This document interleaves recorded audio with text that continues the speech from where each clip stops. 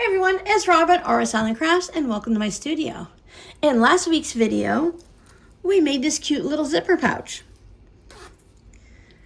Now this lining doesn't look too bad, but it is a little bit baggy. So this week I want to give you some tips and tricks on how to make your lining a little bit snugger and to fit nicer into your zipper pouch. Because nobody wants a baggy lining. I've gone ahead and prepped everything for my pouch. So I have two outside pieces. These are 8.5 by 6.5.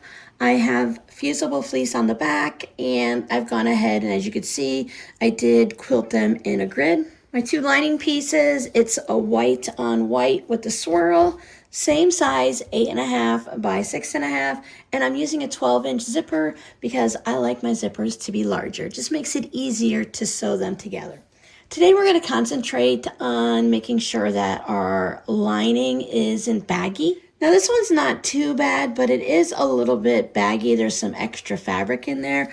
I find the larger the bag or the pouch, it's more noticeable. So there's more fabric and it gets really messy looking and a little extra baggy looking. Now with many projects, each person finds their own technique on how to do it. I'm going to show you how I do it, and I'm going to just explain a way that I've seen others do it online also. As I mentioned, all of my pieces are the same. Now some patterns have shown that they cut their lining at like a taper. I've made patterns like that before, and I prefer to do it the way that I do, and that's just going to be to sew the taper. When we get to the sewing machine, I'll show you how to taper it in just a little bit to reduce a lot of that extra bit of fabric. The inside of the bag is smaller than the outside. It's just by a small amount, but since it's inside and the seams and everything, it makes it look a little bigger and baggier inside. Now, the quickest way that I've found to avoid that is to sew the lining a little bit smaller. When you think about it and you have the outside of your pouch and the lining cut to the same size, when you put the lining to the inside, there's just slightly less space in there. So if you have the same amount of fabric from the outside and the inside, you're going to have a little bit of bagginess. Now this one isn't too bad. You might end up with a little bit in there, but it's not going to be a whole bunch of fabric just pooling on the inside. At this point, I'm going to prepare my pouch the same way that I've done with the previous ones. Make sure I open my zipper. My pouch is all prepared and ready to go to the sewing machine. We'll leave an opening here and stitch all the way around. And that's how we did the pouch last week. Now the difference is this week I wanted to work it so that my lining is smaller than my outer piece. That way when I tuck my lining in, it won't have all that extra fabric. It'll be smaller and then it'll fit into that part of the pouch a little nicer. Now remember I mentioned some places have it so that the pouch is just angled down a little bit, and that works out really well for some people. You can also sew the outside with 1/4 inch seam allowance and then take a larger seam allowance on the lining. So you can go 3/8 inch or 1/2 inch, and that'll eat up some of that fabric and it'll bring your seam in just a little bit. And again, when you tuck it in, it'll be smaller. That works out really well too, and you don't have to worry and think about too much. My only suggestion here is this section right here. If this is 1/4 inch, for about 1 inch to 2 inches, you want to have that 1/4 inch seam still. That way, when you tuck it in, the top portion of it is not being drawn in and pulled tight. It'll just sit in there nicely. Now, the thing that I like to do is really similar to that. I just don't change my seam allowance. I like to do a 3/8 inch all the way around. I prefer not to do 1/4 inch on the outside of the pouch. I like a little bit of a wider seam allowance. I like to do a little bit of a wider seam allowance, so I do like 3/8 inch, because at 1/4 inch, it's really easy for those layers to slip a little and I might not catch them.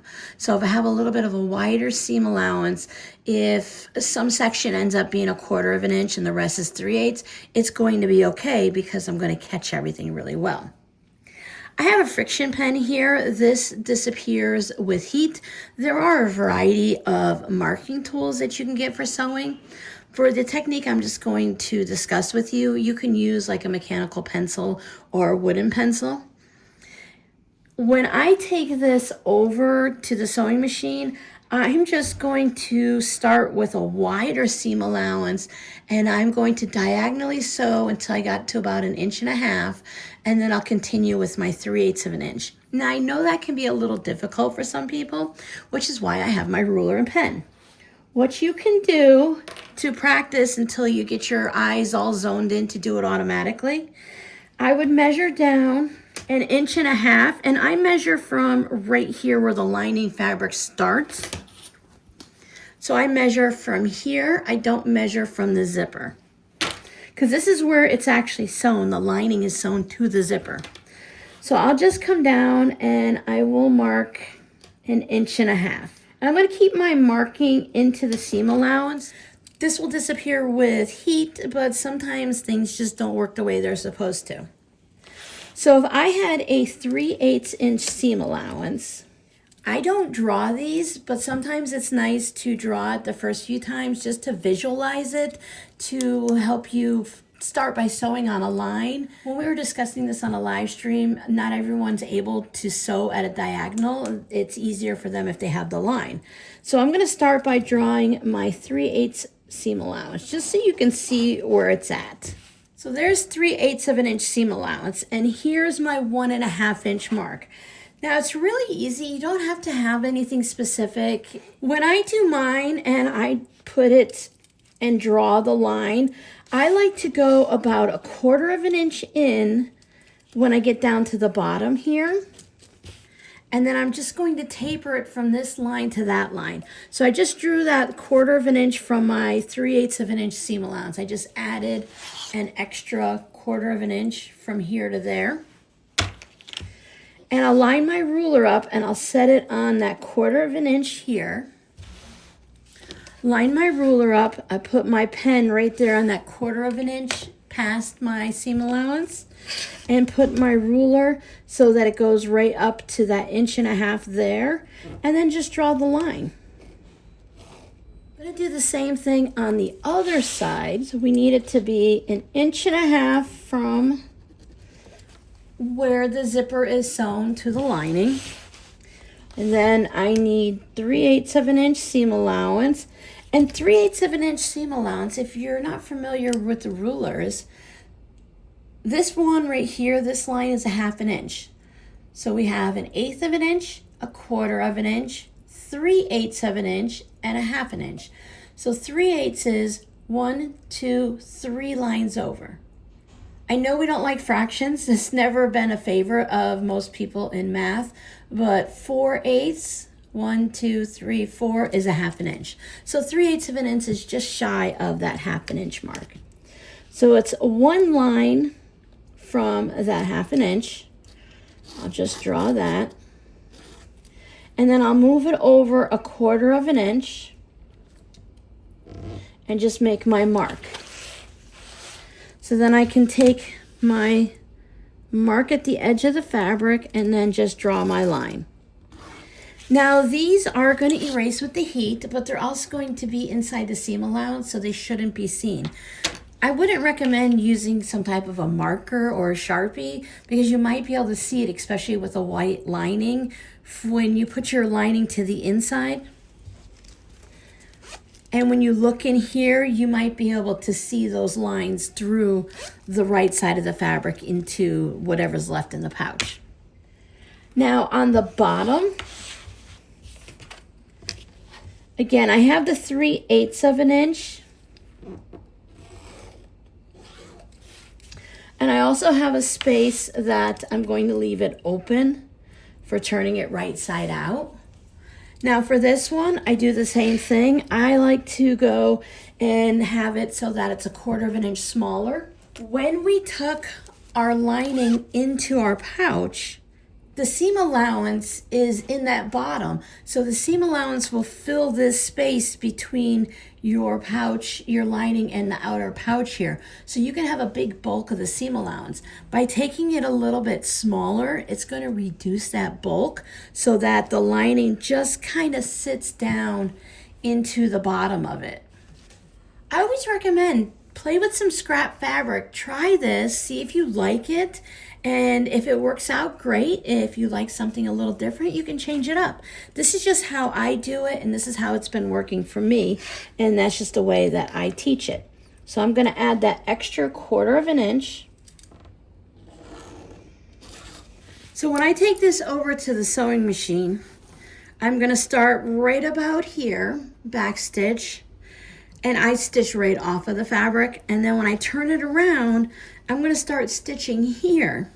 And I'm just gonna stitch on that diagonal until I get about here, and that'll take me right to that 3/8 of an inch seam allowance.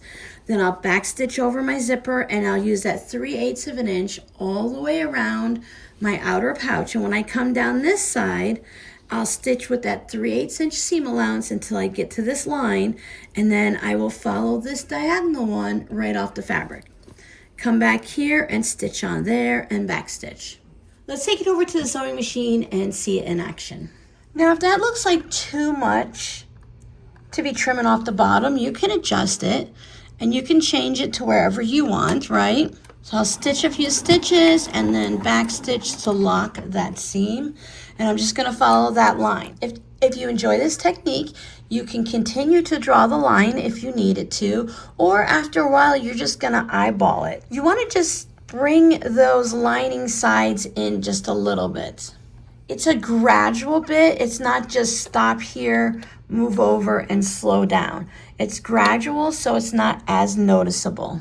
If you find that you still have a little bit of bagginess up here, you can go a little bit further.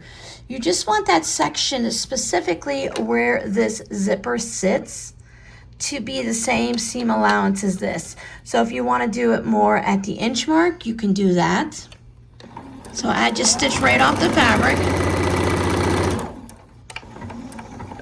And then as I'm sewing, I'm just looking down here and I'm sewing diagonally until I get to about here.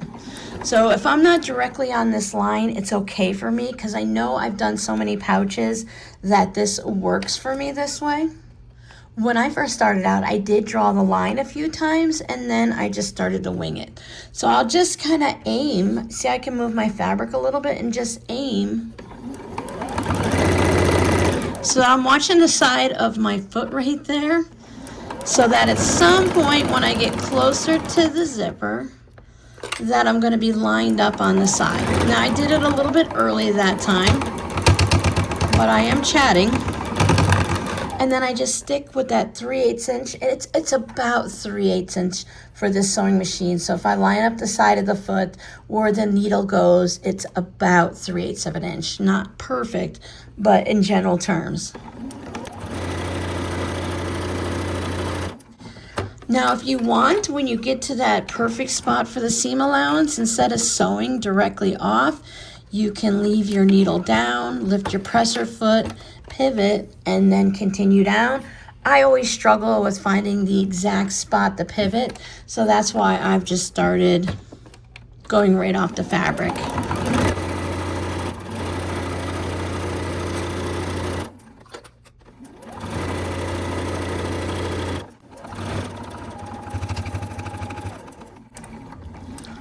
And then once I get past the zipper a few stitches, I'll start angling it in the other direction, more towards the center this time, so that I have an increasing amount of fabric on the side.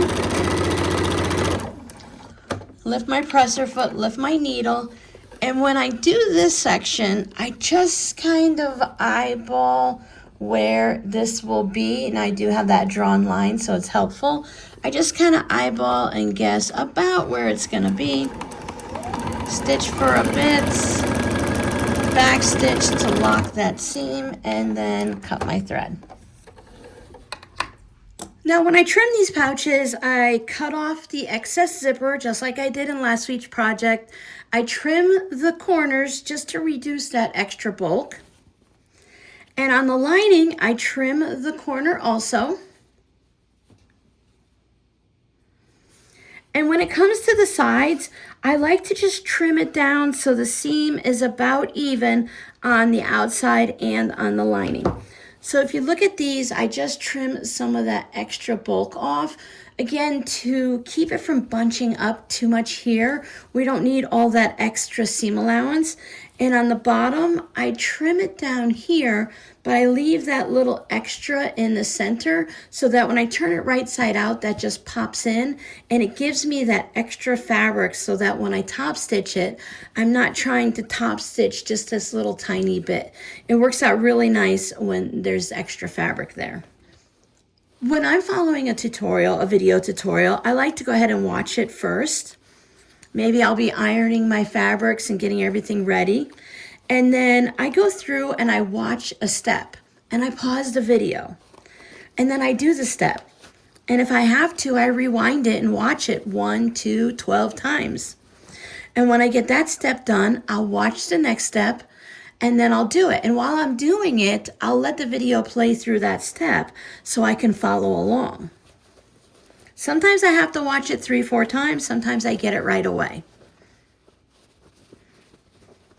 One of the great parts about the videos is you can stop them, pause them, and rewind them anytime you need to. And you can see that extra bit of fabric there just wants to go in nice and easy, and it'll leave me a spot to go ahead and stitch across.